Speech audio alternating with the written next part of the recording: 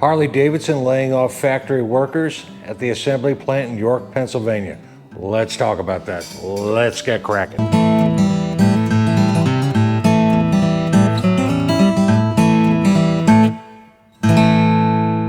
Good Moto morning, beautiful people. Today we have another banger for you. Some late breaking news. The York Harley Davidson assembly plant is currently laying off.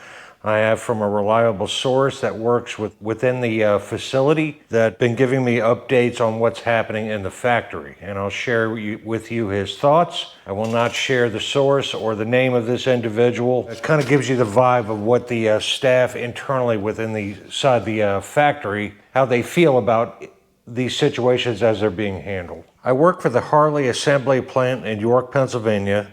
Poop is hitting the fan and no one is talking further about this situation. All the higher-ups are keeping quiet, acting like they don't know what's going on. Here is the latest info we received. As of Monday, the filming of this is the message from Harley Davidson that is texted to this individual. As we continue to navigate the supply shortage at the York vehicle operations, the following is an update for the production schedule.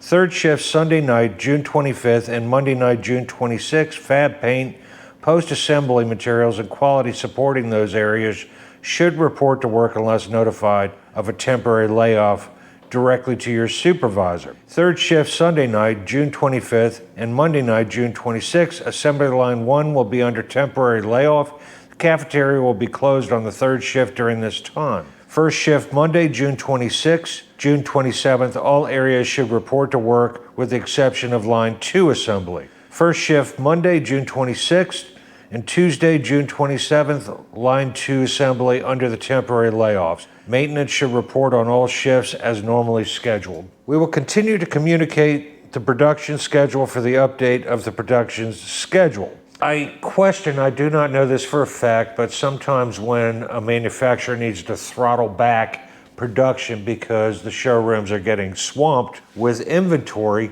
they'll create an environment that, such as like the York assembly plant saying, hey, we have a supply shortage of brake lines, so we have to lay people off. Now, this individual hasn't worked a full week in a month. He's presently working about 2 days a week, and how this man is covering his bills and feeding his family in today's environment is unbelievable. So again, I don't know this for a fact, but did Harley Davidson create this brake line shortage to throttle back the production line?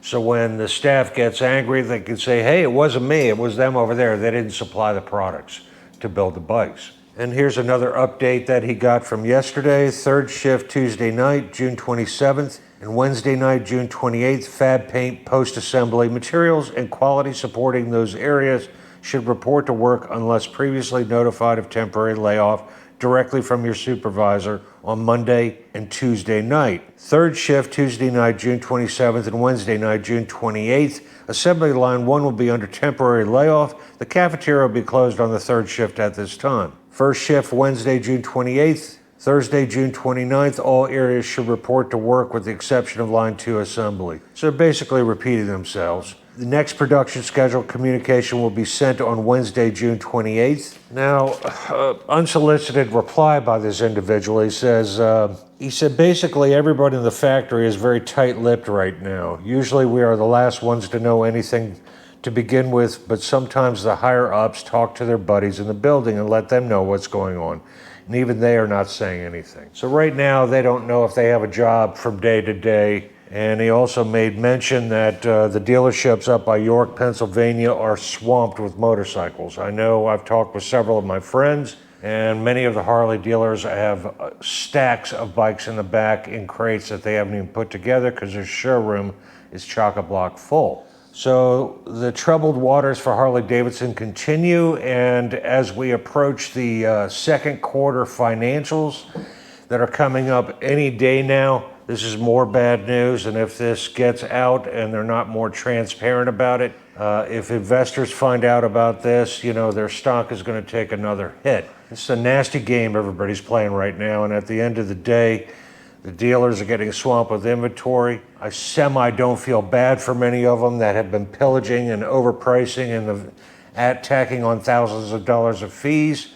and just making a killing on middle-class America that are buying these bikes. It's going to be a very rough time for the dealers coming up in the near future. Where I do feel sorry is for the mom and pop Harley dealerships that are just trying to navigate these troubled waters. As our fearless leader, Johann Zeiss, recently just stepped down as CEO of Livewire. That is disconcerting to me. Basically, that's a sinking ship, and the captain has now jumped ship and turned the responsibilities over to somebody else. I take exception to that. When Johann Zeiss, when he took the job, was very much a proponent of Go Green, and now he's bailing out altogether.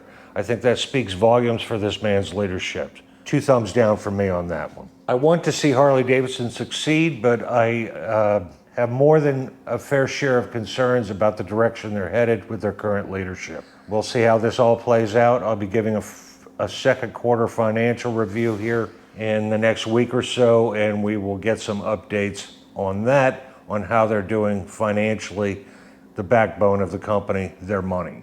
I'm Eric, and you're watching Kraken's Garage. Peace.